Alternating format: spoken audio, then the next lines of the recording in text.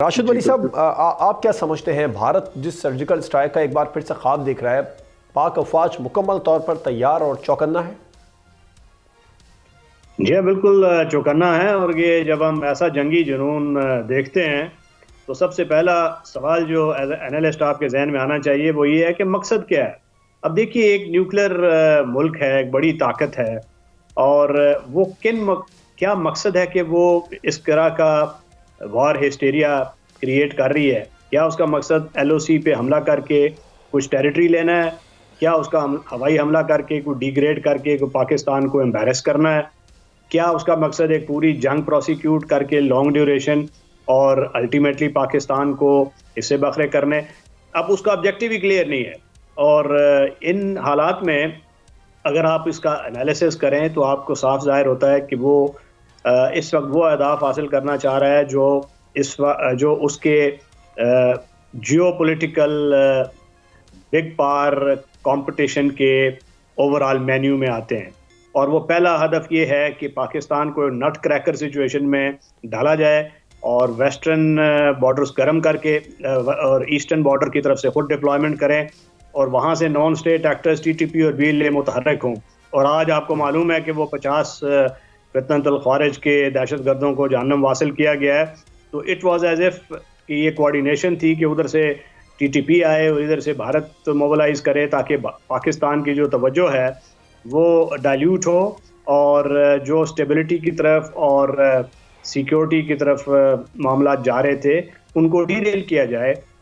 اور بلوچستان میں بھی یہی حالات ہیں، اس کو بھی جو بی ایل اے کے جو پراکسیز ہیں ان کے ذریعے ہی وہ پریشر ڈال رہا ہے. تو پہلا مقصد یہ ہے. دوسرا مقصد سندھ طاس معاہدے سے نکلنا تھا جو اس نے اچیو کیا اس اسموک اسکرین میں کریٹ کر کے، جس میں وہ آگے جا کے اس کو مزید امبیرسمنٹ ہوگا کیونکہ وہ تو انٹرنیشنل لا کی ایک صریحا خلاف ورزی ہے. آرٹیکل 26 کے مطابق کوئی ملک مٹیریل بریچ میں جا نہیں سکتا انڈس واٹر ٹریٹی پہ.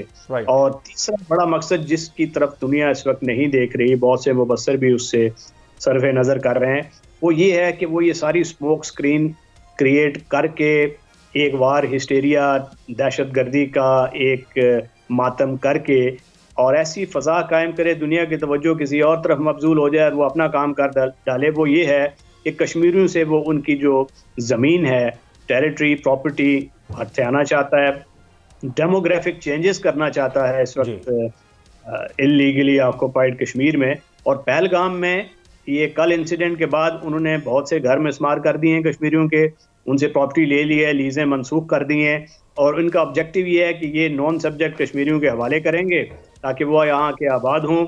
یہ پراپرٹی کشمیریوں کی جو صدیوں سے تھی، جو اب وہ چھیننے میں کامیاب نہیں ہوئے تھے، ان ہتھ کنڈوں سے وہ اب ہتھیا رہے ہیں.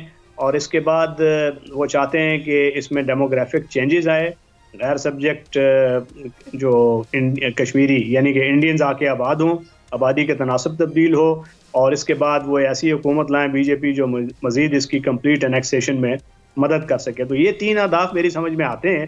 مگر دیکھیے کتنے نائیو ہیں کہ ایک ایسا ملک جو یہ سمجھتا ہے کہ نیوکلرائزڈ انوائرمنٹ ہے، پھونک پھونک کے قدم رکھنا ہوتا ہے، بڑی کنونشنل وار کی سپیس نہیں ڈھونڈی جا سکتی، چاہے وہ پرو ایکٹیو ڈاکٹرن انہوں نے بنایا ہوا تھا کہ چھوٹے شیلو اہداف حاصل کرنے میں، مگر اس کو پاکستان نے نیو وار فائٹنگ کمپلیکس اور کانسیپٹ اور اپنا فارورڈ لیننگ پاسچر اور کوئک ری ایکشن کیپیبلٹی، ٹیکٹیکل آپریشنل دونوں ڈومینز میں وہ تیاری کی ہوئی ہے. اور اس کا ان کو معلوم ہے، اس کی وجہ سے بھارت ضرورت نہیں کر رہا کہ وہ کسی قسم کا ایڈونچر کرے، مگر ہمیں الرٹ رہنے کی بات ضرورت ہے. سبسکرائب کریں اور بیل دبائیں تاکہ کوئی خبر رہ نہ جائے.